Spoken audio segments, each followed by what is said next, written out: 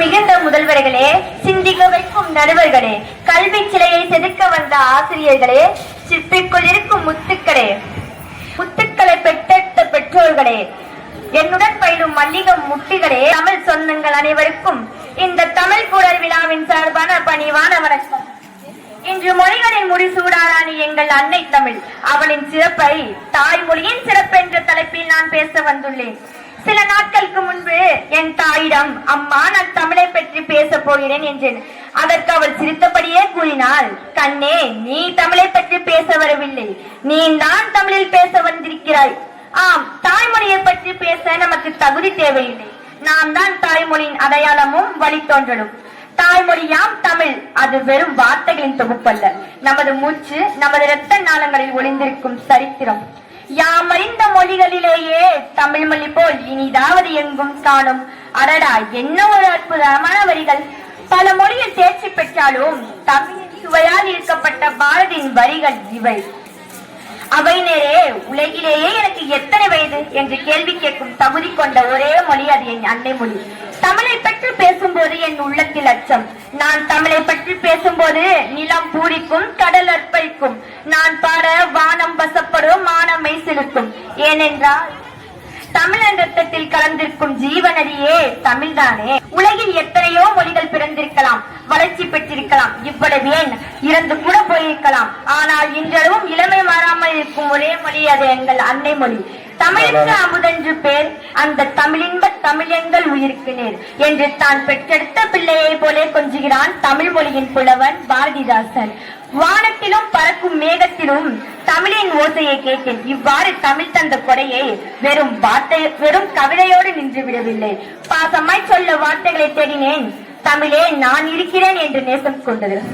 தமிழே சிறப்பு என்றால் தமிழ் மொழியில் எழுதப்பட்ட திருக்குறள் தனிச்சிறப்பு.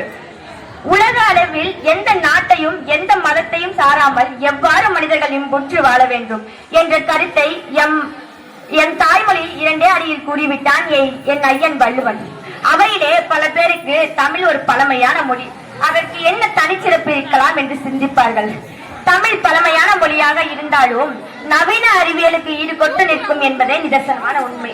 கணினிக்கு தேவைப்படும் அதிநுட்பமா அல்காரிதம், அது நமது தமிழ் இலக்கியத்தில் இருக்கிறது சிறப்பென்றால், மறுபுறம் கணினிக்கு ஏற்றவாறு எண் வடிவிலும் துல்லியமும் எளிமையும் பெற்ற நவீனங்களுடன் போட்டி போட்டு சிறப்பற்று அதிலும் தனித்து நிற்பது மற்றொரு ஆச்சரியமும் கூட. தமிழ் மொழி என்பதால் இங்கு நான் ஒருவரை பற்றி கூற கடமைப்பட்டுள்ளேன். மொழியை இகழ்ந்தால் இனத்தை இழப்பம். தமிழ் என்பது வெறும் இலக்கியம் அல்ல அவினரே, அது நமது அடையாளம். தமிழன் என்று சொல்லடா, தலை நிமிர்ந்து நில்லடா, நீ தலை நிமிர்ந்து நின்றால் வரலாறு உன்னிடத்தில் தலை வணங்கி நிற்கும் என்று தமிழின் சிறப்பை கூறியவர் மறைந்த முன்னாள் முதலமைச்சர் கலைஞர். நாம் இன்று தலை நிமிர்ந்து நிற்கிறோம் என்றால் அது நாம் கற்ற தாய்மொழியாம் தமிழால் தான். இத்தகைய வீரமும் இலக்கிய செறிவும் கொண்ட ஒரு மொழியை நாம் பேசுவதால் தான் மற்ற எந்த மொழிகளுக்கும் நாம் தலைவணங்காமல் நிற்கிறோம். அவையினரே, இத்தனை சிறப்புமிக்க இந்த மொழியை நாம் எவ்வாறு பாதுகாக்கப் போகிறோம்? நாம் உலகம் அறிய வேண்டும், ஆங்கிலம் கற்க வேண்டும், ஆனால் நம் குழந்தைகளுக்கு தமிழில் சிந்திக்க கற்றுக் கொடுக்க மறந்து விடாதீர்கள். மாற்றான் தோட்டத்து மல்லிகைக்கும் மனம் உண்டு, அதே வேளையில் நம் அன்னை மொழியாம் தமிழை நம் கண் போல் காத்திட வேண்டும் என்பது அண்ணாவின் கூற்றாகும். பிற மொழியை கற்பது அவசியம்தான், ஆனால் நமது தாய்மொழியின் சிறப்பை உணர்ந்து அதை பாதுகாப்பது நமது கடமை. அதை மறவாதீர்கள் குழந்தைகளே. இறுதியாக நான் உங்களிடம் ஒரு உறுதிமொழியை கேட்கிறேன். நான் சுவாசிக்கும் காற்று, நாம் பருகும் தண்ணீர் எவ்வளவு முக்கியமோ அதை விட முக்கியம் நாம் பேசும் தாய்மொழி. நமது பண்பாட்டின் பெட்டகமே தமிழ்தானே. நான் உரையை நிறைவு செய்யும் முன்பு நான் தமிழின் மீது கொள்ள வேண்டிய ஆழமான பற்றை இந்த தலைமுறையினர் உணர வேண்டும். பல்லாயிரம் ஆண்டில் வயது கொண்டாலும் இன்றும் காதலோடு பேசும் இளமை, மண்ணோடு பிணைந்த எம் மானத்தின் வேராய், விண்ணை தொடும் எங்கள் விவேகத்தின் தேராய், அறிவியலாய், பண்பாட்டாய், கவியாய், சிலையாய், எழுத்துக்கள் எல்லாம் ஒலிகளின் ஓவியமாய், உணர்வின் ஊற்றாய், உயிர்வின் விளக்காய் விளங்கும் என் தாய்மொழியே, உன்னை வணங்குவது என்றோ நான் செய்த புண்ணியம்.